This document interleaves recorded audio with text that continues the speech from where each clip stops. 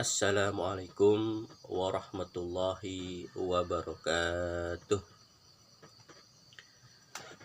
Alhamdulillah, pada pagi hari ini kita bisa bertemu lagi dalam pembelajaran online ya. Insya Allah di kelas 9 ini Ustadz masih memegang mahfudhat seperti di kelas sebelum-sebelumnya. Nanti kitab yang kita pakai itu modelnya masih sama. Nanti setiap anak akan diberikan satu kitab semuanya, buat satu orang satu ya. Metodenya masih sama.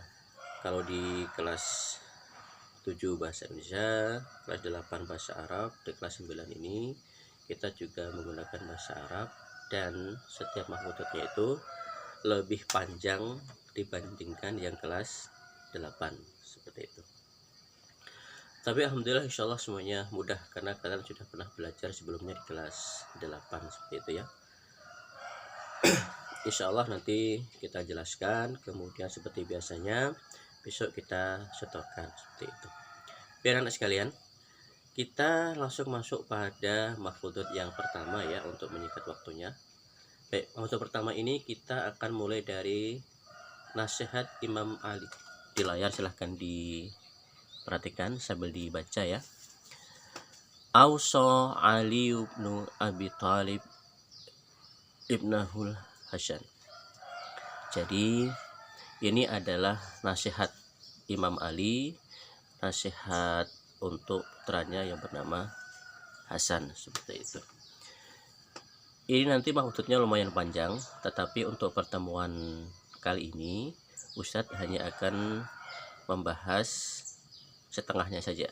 Yang setengahnya insya Allah nanti kalau masih daring kita lanjutin di daring, tetapi kalau sudah masuk di kelas insya Allah nanti yang setengahnya kita jelaskan di dalam kelas seperti itu ya.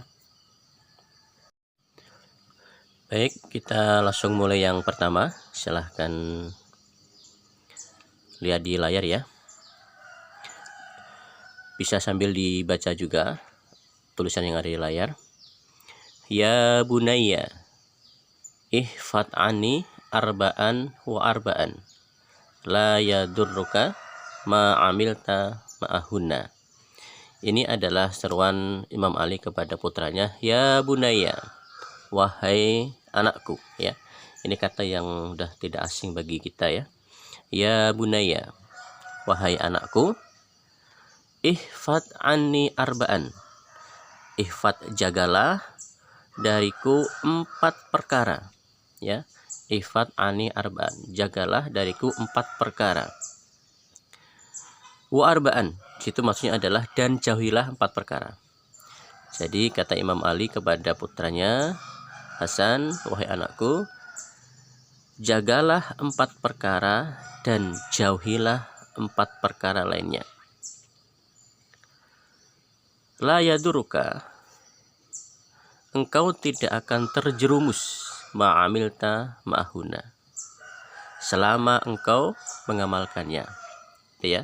Jadi kata Imam Ali, wahai anakku, jagalah 4 perkara dan jauhilah 4 perkara lainnya, dan jika kamu berpegang pada keempatnya itu, kamu tidak akan terjumus. Maaf, apabila berpegang pada 8-nya itu ya.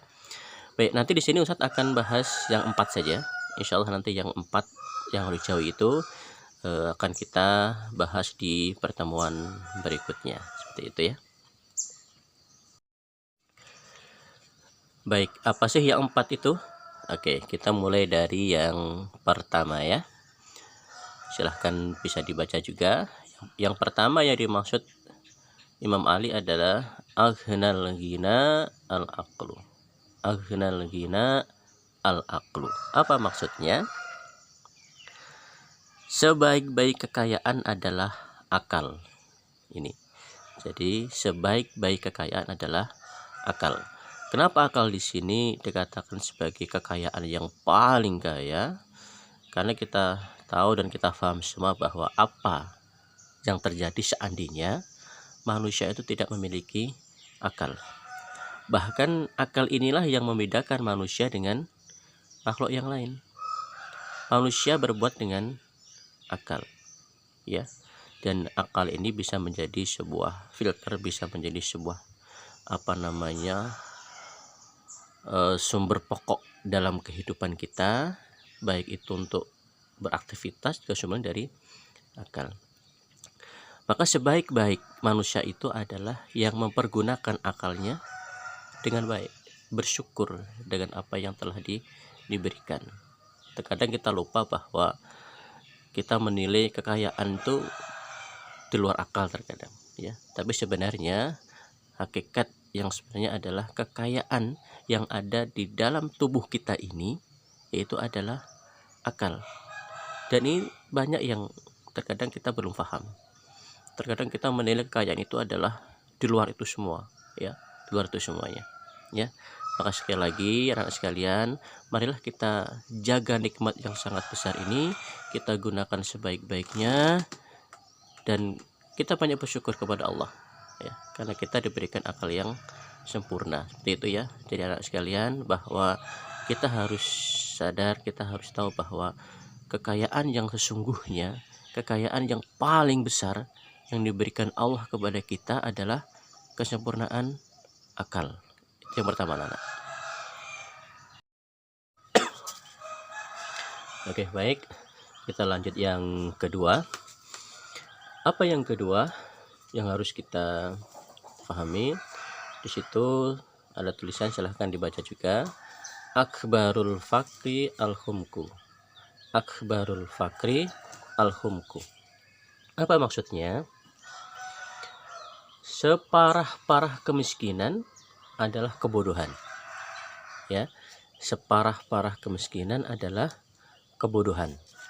Jadi anak sekalian, terkadang kita menilai bahwa orang miskin itu karena nggak punya harta, ya kan? Tinggal di desa, nggak punya harta, nggak punya kendaraan. Itu terkadang kita menilai bahwa orang itu miskin. Tetapi sebenarnya teman-teman, anak-anak sekalian, bahwa yang dikatakan miskin yang sebenarnya adalah miskin ilmu. Apa? Miskin ilmu. Jadi kita harus tahu bahwa dengan adanya ilmu, insya Allah kita tenang. Dengan adanya ilmu, kita bisa mencari harta. Dengan adanya ilmu, kita bisa menjalani kehidupan itu lebih bermakna. Tetapi apa jadinya jika seorang itu tidak memiliki ilmu?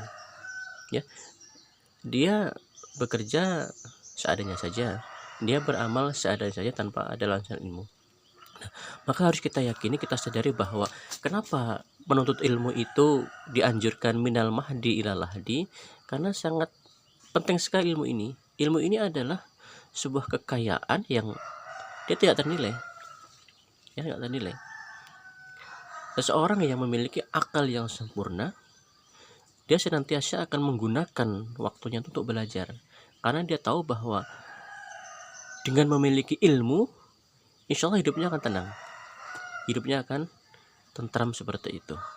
Jadi anak sekalian, kenapa kalian kemudian jauh-jauh harus masuk pondok pesantren, ya kan?